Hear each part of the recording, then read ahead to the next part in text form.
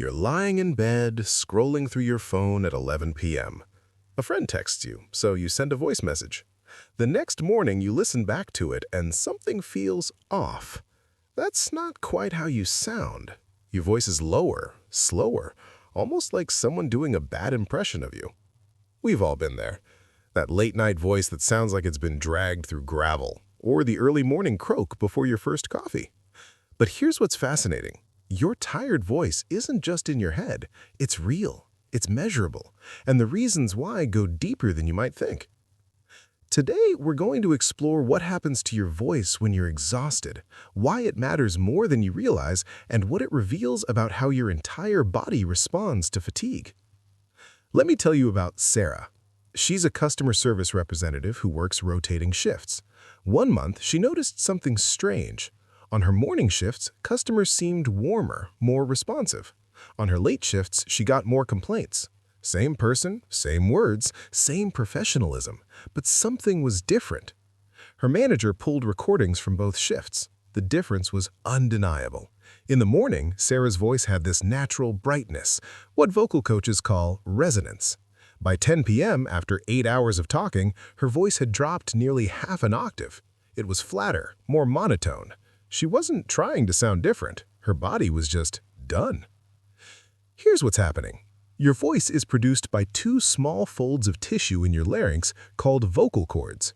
When you speak, these cords vibrate hundreds of times per second, but they're not isolated. They're controlled by over 100 muscles in your throat, jaw, and chest, and when you're tired, every single one of those muscles starts to fail you in subtle ways. Think about it like this. You know how your handwriting gets messier when you're exhausted? Same principle. The fine motor control required for clear speech starts to deteriorate. Your muscles are literally too tired to maintain the precise tension needed for your normal voice. But there's more going on than just tired muscles. When you're fatigued, your entire respiratory system changes. Your breathing becomes shallower. Instead of breathing from your diaphragm, that large muscle below your ribs, you start breathing from your chest. It's a stress response. Your body is conserving energy. Normal speech requires you to control your breath like a musician controls airflow through an instrument. When you're tired, you lose that control. You take shorter breaths, which means shorter phrases. You don't have enough air to put emphasis on certain words. Everything flattens out. There's actually a study from the University of Melbourne that measured this. They had people stay awake for 24 hours and recorded their voices every few hours. By hour 20, the average person's speaking pitch dropped, their volume decreased, and most telling of all, the variation in their voice, what we call prosody, dropped by almost 40%. Prosody is the melody of speech. It's what makes a question sound different from a statement. It's how we convey emotion without changing our words. And when it disappears, we sound robotic, distant, uninterested, even if inside we're trying our best. This is why tired people often get accused of not caring. It's not that they don't care, their voice just can't express it anymore. Now, here's where it gets psychological. Your brain and your voice are more connected than you might realize.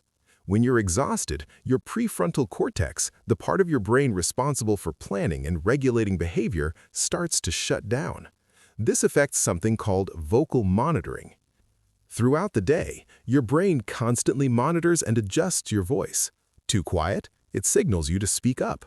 Getting monotone? It adds inflection. But when you're tired, this monitoring system weakens. You lose track of how you actually sound. I experienced this firsthand during graduate school. I was pulling an all-nighter to finish a paper. Around 3 a.m., I called my roommate to ask a question. He said, "Are you okay? You sound weird."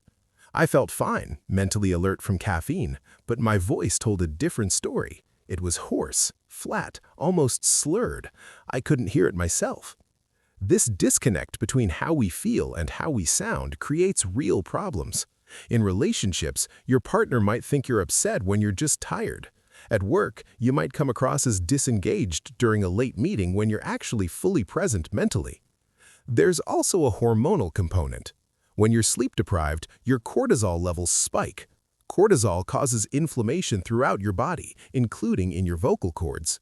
They literally swell slightly, which lowers your pitch and makes your voice sound rougher.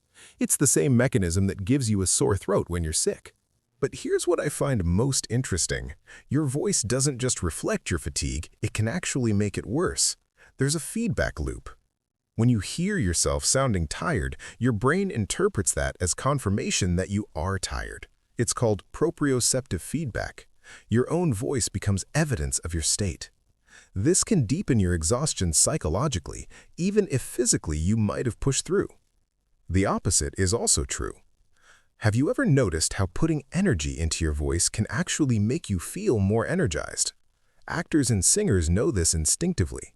The act of engaging those muscles, breathing deeply, and speaking with intention sends signals back to your brain that say, "We're active, we're engaged." This is why some people find that talking on the phone with a friend can wake them up even when they're exhausted. Not just because of the conversation, but because the physical act of animated speaking recruits dormant energy. So, what can you do with this information? First, pay attention to your voice as an early warning system. Before you feel mentally exhausted, your voice often knows. If you notice yourself sounding flat or monotone, that's your body telling you to take a break, not to push harder. Second, if you need to sound alert when you're tired, focus on your breathing. Take deeper breaths from your diaphragm. This will naturally add more energy and variation to your voice without forcing it. Third, and this might sound strange, smile while you speak, even if you don't feel like it. Smiling raises your soft palate and naturally brightens your tone. It's a physical trick that changes your sound, and people on the other end will unconsciously perceive you as more energetic. But most importantly, give yourself grace. When someone's voice sounds off, remember they might just be exhausted.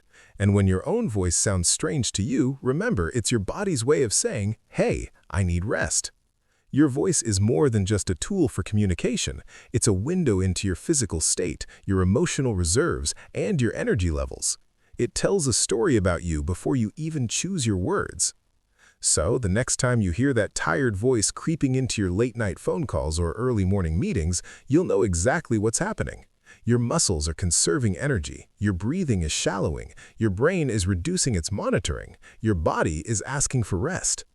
And maybe, just maybe, it's time to listen. Thanks for watching.